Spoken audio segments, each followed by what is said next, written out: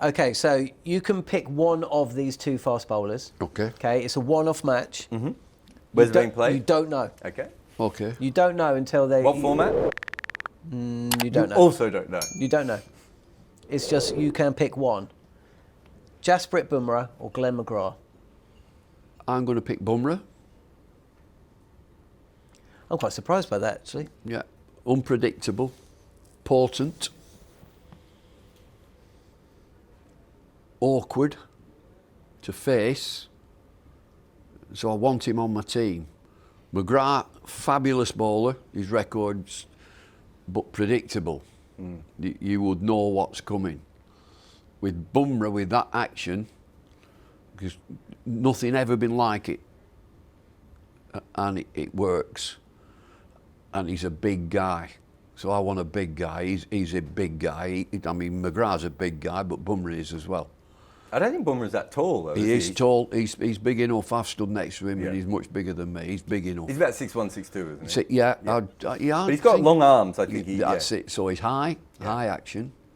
So I'd like the unpredictability of what he would bring and somebody having to face him, because there's nothing ever been like it with that action. So I'm going Bumrah. Was there anyone like McGrath? Anderson? It's not, though, is he? Because Anderson swings it. Well, yeah. But And Anderson's not predictable. as tall, is he? Pollock? So Sean I Pollock? think McGrath's Sean interesting Pollock? because Ambrose and Sean Pollock exist at the same time, right? And they are slightly different versions of McGrath, Yeah. and they're both quicker than McGrath, and yet he has the better record. So I think he's maybe a little bit more accurate than both of them. Tall helps. Yeah. Tall. If you're I think also tall and the hitting memory. the pitch and kissing the pitch at that awkward length. But I mentioned that word again, awkward. Lasith Malinga was awkward and quick. Nobody had ever seen anything like it. Where's it coming from? Yeah. Jeff Thompson. There's one. Who are you going to pick? You've got one pick. Jeff Thompson or Dennis Lilly. Who are you having? He's so unpredictable and rapid. Jeff Thompson, rapid. What about you then? He can hurt you. So McGrath or Bumrah? I think there's probably an argument to be said that Glenn McGrath is maybe the best new ball bowler in the history of cricket. Yeah. And Bumrah isn't particularly good with a new ball. That was going to be my follow-up. So if you think about it from a cricket perspective, what's more important?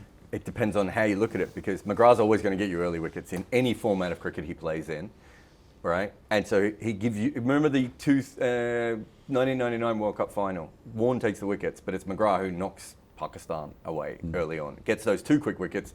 Pakistan doesn't know what to do. Warne comes on, cleans it all up, right? Such a huge advantage to have a bowler is always going to take new ball wickets. And I don't know if we've ever had anyone that's consistent.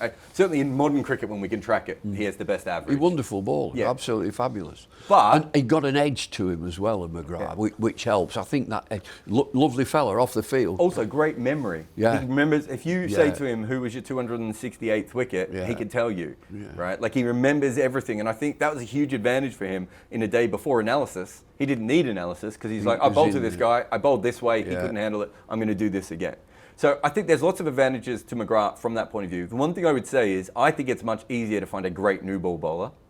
We just talked about Ambrose and Pollock, right? Then Ambrose is on a very similar level to McGrath straight away. Yeah.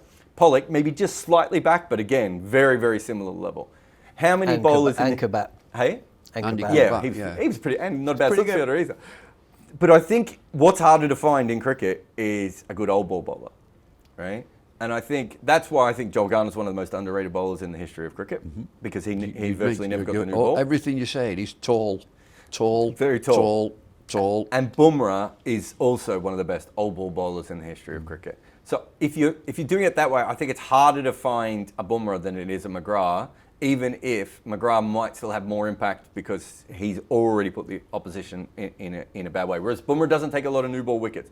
Bumrah comes back later and dominates, right? But if you look at his new ball record, especially in Test cricket, it's not elite compared to other guys. Take McGrath out and put him here, and Bumrah out, put him there. Okay. So who would or how would they succeed in playing in each other's eras? Because they would have played in different tournaments, different expectations, different pitches, different balls. Who would have succeeded? They both would have succeeded, Well, but who do you think would have done well? They're both going to succeed. The way that all I've looked at it is that I know what's coming with McGrath. He'd get me out and so on, but I can put it up here in my mind. I can see the action. I can see the mechanics. I know what he's trying to do, and he might do me. With Bumrah, you know, I'm confused. But he's accurate, and I mentioned he's awkward. I like awkward, and I like tall. And so everybody, you know, all mention the names that Jarrod's mentioned, like you come to Ghana, there's nobody taller than that. Ambrose, tall, hit the pitch. Look at the problems Atherton had with that sort of bowler. With McGrath, Ambrose, Pollock. Did for Atherton every time. We spent many years watching Atherton get pinned. Or LB. So if you think of how they work, it's quite interesting because McGrath, so Australia pioneers kind of the back of the hand slower ball, right? You know, Simon O'Donnell brings it to international cricket, and then Steve Waugh, Ian Harvey, and now it's a normal part of cricket, right? But McGrath actually bowls a different slow ball, and he bowled it in test matches, which was the split finger one, which he got from Dave Nielsen, the MLB catcher, right? So if you think about someone... Did he meet him, or did you just watch him on TV? No, have you never heard the story? No, McGrath bowled to Nielsen. Nielsen had the catcher's mitt out, and McGrath saying to him, "Don't stand there, mate. You need to stand back." And Nielsen's like, "No, if you're accurate, I'll just do this," and stood up at the stumps and took the ball, right? Which tells you, because baseball pitches, it's about an extra 10% quicker than a cricket bowler, right?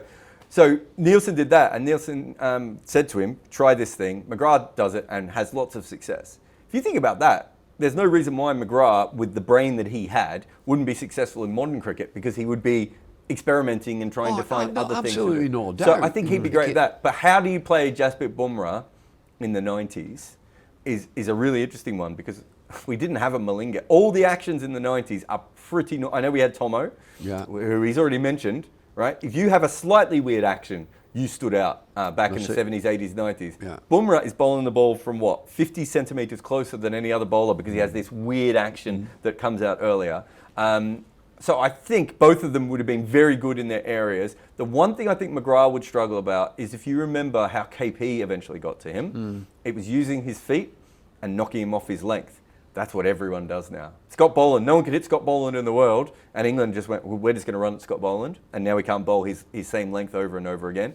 I thought McGrath struggled with that, but it is worth remembering that by the time McGrath was struggling with 𝐒𝐻 running at him, he'd lost about 1.5 yards. So I mean, how old is he that's it. When coaching now, it's always been the same. If there are some that you can't get at down the pitch, so one thing as a coach was say, make him change his length. Exactly. Make him change his length. And particularly, say for Warren, you've got to be proactive against Warren to try to make him change his length. How are you going to be proactive? You're going to come at him. You're going to go down the pitch. Now, he might do you, but you're not going down the pitch to miss the ball. So always you're going to try. So if there's somebody like Michael Holding, you ain't coming down the pitch, because he'll hit you. And the same He'll with just Bumrah. hit you. No one can change that. So I think if that's one thing that McGrath would hold him back, I think, as good as he was, I don't think you could do it against Ambrose, Garner, or Bumrah. I don't think you can just say, I'm going to bat 2 metres out of my crease. No, you just hit you. Yeah, They'll hit you. You're not going to be able to pick the ball up, right? Yeah. Whereas I think with McGrath, you have that ability. Now, the thing with McGrath is, do you remember there was that period where everyone left everything that McGrath bowled? Because they went, he never bowls at the stumps. That's right, he doesn't hit the stumps. So what did McGrath do? He just went, okay, I'll start hitting the stumps. So he would work out those sorts of things because of the way he thought about bowling. You've been thick enough to keep nicking it, so now that you're not going to nick it and not going to play, I'll start hitting your stumps or your leg. Exactly. That's the other thing, hit the leg. Exactly. So I think McGrath probably works it out, but I just don't know if there's any era ever where Bumrah isn't going to dominate, because he's so different. So you look at Jofra Archer and the pace that he has, and again from a batter 20 yards away standing, he's dead tight in to the umpire. He's bowling wicket to wicket right at you. The other lad who just hasn't got that pace, but he's exactly the same, who's come on with a massive explosion into Test match cricket, Gus Atkinson, bang, straight in here, boom, at 87 miles an hour, he's going to be a handful. They're tight in. So the length that he bowls, he can go either way. He can get you nicking it, or he can push up wicket to wicket like that, dead straight, hit you on the leg, you're out. You're just out. Okay, to wrap this up, so you go with Bumrah. I'm having Jasprit. Andy's a really nice lad, but McGrath is lovely bloke. A real nasty piece of work on the field, Glenn, as he would admit, but a nice fella. And you go with McGrath. He's hesitating now, look. I'm going to go with McGrath because he can do the more damage early on, yes. Very quickly, if we were to just go T20, would your answer change? We saw McGrath bowl really well at the end of his career in T20, and I think he was the best. I think him and Garner were the best ODI bowlers in history. So I think we've seen more of Bumrah, so we know Bumrah's better. But McGrath would have been a great T20 bowler, there's no doubt. Bumrah. I love that chat. That was amazing. On AM, on DAB, via the talkSPORT app and on your smart speaker. talkSPORT.